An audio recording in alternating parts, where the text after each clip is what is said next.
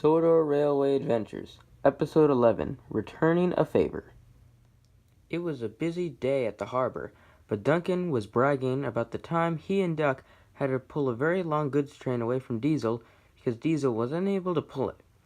So, he continued bragging to the bigger engines. So then, said Duncan, me and Duck, we pulled away the goods train away, and we embarrassed Diesel entirely. Then Duck chuffed in. I would be careful about your bragging, said Duck to Duncan. You might want to be careful. Diesel could bite back. You never know. Stupid nonsense, said Duncan. Huh, Diesel getting back at me? Rubbish, he said, and he chuffed away. Don't say I didn't warn you, said Duck. He puffed along as well. Diesel was continuing along with his work along the harbor, but everywhere he went, everybody was teasing him, especially the trucks. The trucks laughed and laughed. Look, it's Diesel, the engine who was unable to pull us. Duncan told us all about you, snickered the trucks. Be quiet, snapped Diesel. He had had enough of Duncan's bragging, even the engines when they passed by. Hey, Diesel, said Henry. Look at you. Seems that Duncan is stronger than you, eh? Said Henry, as he went on his way to the sheds. Diesel was crosser than ever. He was sure that he would get back at Duncan.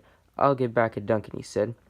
He left his freight cars at the station, and then he oiled away. When Duncan arrived back at the harbor, the trucks were laughing and giggling. Look, they said, here's Duncan, the one who's stronger than Diesel. Indeed, you're right, said Duncan. I am a lot stronger than Diesel. He was here a moment ago, said the trucks. You should have seen it. He was furious. Indeed, and rightly so. Said he should be embarrassed by now. And then Duncan chuffed away. But little did he realize that Diesel was listening to the entire thing. As Diesel was shunting up the trucks together, he was coming up with a plan on how he was able to get back at Duncan. Diesel had finally come up with his plan. As he shunted the freight cars all together, he went around to the station to go request Duncan. Duncan was bragging to James at the station when Diesel found him. Oh, thank goodness, said Diesel. There you are, Duncan. I've been looking all over for you. But before Duncan could respond, James said, Hey, look, it's Diesel, the one who's weaker than Duncan. You know, a narrow-gauge engine. Diesel tried to hide his anger, but he persisted on. All right, said Duncan. What do you need me to do? After all, I appear to be the world's strongest engine. Diesel tried to hold his anger in as much as he could. He asked, I need your help at the harbor. My help, said Duncan. Sure, whatever you need. It's just a train of freight cars. He said, I need you to push them to, let's say, Edward Station. All right, said Duncan. But what about my fuel tankers? I'll take those as my train, he said. All right, sounds good, said Duncan. And he went away. Diesel was glad. His plan was starting to work. On his way back to the harbor, Diesel was being very careless on the way he was going down the track. He was going underneath the narrow gauge part of the bridge, and little did he realize that one of his freight cars had accidentally hit one of the supports on the bridge. Diesel failed to realize, but the track, as well as the bridge, began to crumble. He arrived at the harbor right on time. Ready to go, said Duncan to the driver. All right, let's go, he said, and they started on their travel. Good luck, said Diesel to Duncan. Whatever, said Duncan, as he continued along his way down the track. Duncan arrived at one of the inclines on Sodor. He was determined. I'm the world's strongest engine. I'm stronger than Diesel, he said. Yeah, said his driver, but don't get too cocky. And remember, Duck helped you as well. Yeah, said Duncan, and he also gave me a warning. What a waste, he said. Really me getting fooled by Diesel? Nonsense. He's just a smelly old Diesel. But Duncan realized that he was having trouble getting the rest of the freight cars up the hill. Come on, said Duncan, but he couldn't do it anymore. The trucks had a plan. They were excited. They didn't care who got embarrassed. They still liked to cause trouble nonetheless, until Duncan started slipping, and then the freight cars had their chance. On, they said, and they pushed him down the hill.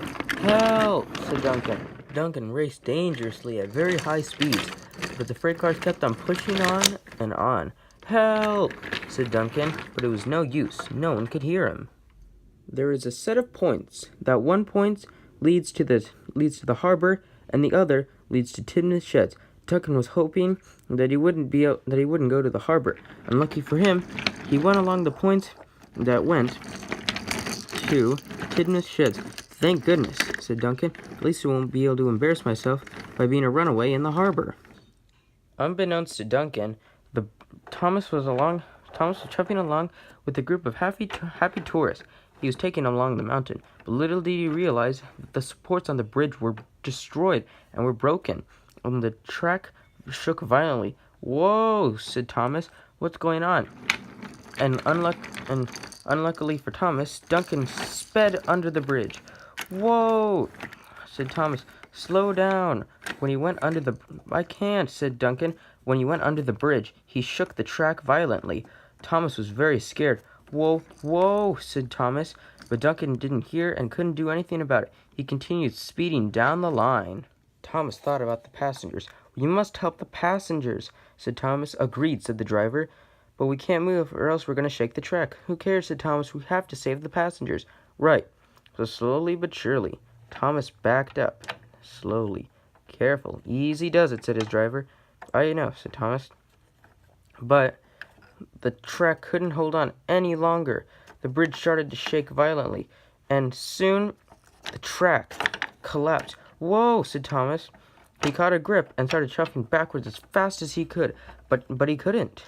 He continued chuffing along down the track, and soon the track right below him gave away, and Thomas soon fell into the lower track down below. Luckily, the clock tower wasn't destroyed, and the passengers were safe up on the mountain. "Oh," said Thomas. "Ow." Soon, and it was a giant mess left right along the main line. Duncan was still on the loose, going way too fast, and he finally made his way to Timna's sheds. "Ah, good," he said.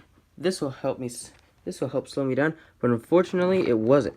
He sped along the track, and through the tunnel, there was a cargo truck. It was crossing the track. It was very dangerous indeed, and Duncan soon smashed through the stop sign and rammed into the cargo truck. But the damage kept on going. Edward, however, was pushing a small goods train.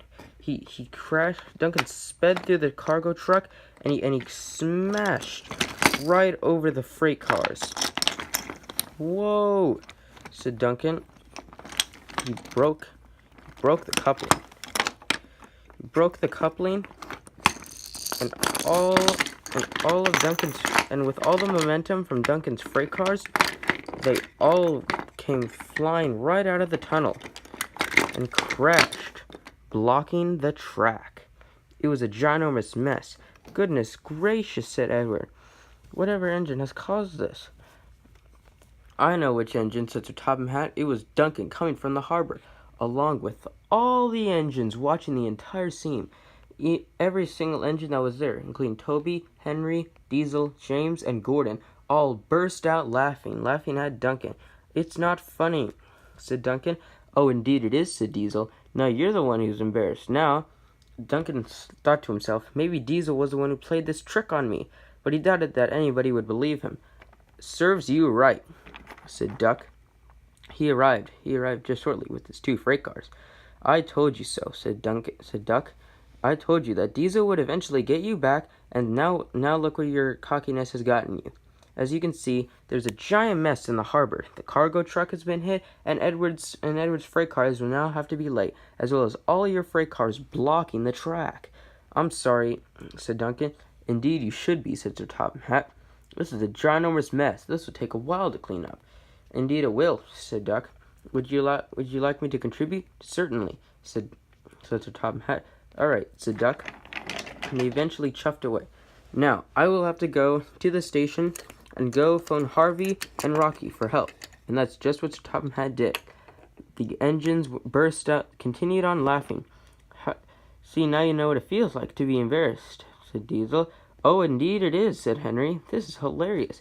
This certainly has brightened up my gloom day," said James. "Indeed it has," said Gordon. I never thought I'd be laughing at a sight like this, said Toby. But we should contribute. Agreed, said all the engines. But we should enjoy this moment while it lasts, and also should teach us a valuable lesson. Never play tricks on one engine, because you never know. It may come back to bite you. Diesel agreed with that. Maybe he didn't, maybe he did. But Diesel oiled away. He didn't realize that the bridge was also his fault as well, so Tom didn't realize that any of this was Diesel's fault, and neither did any of the engines.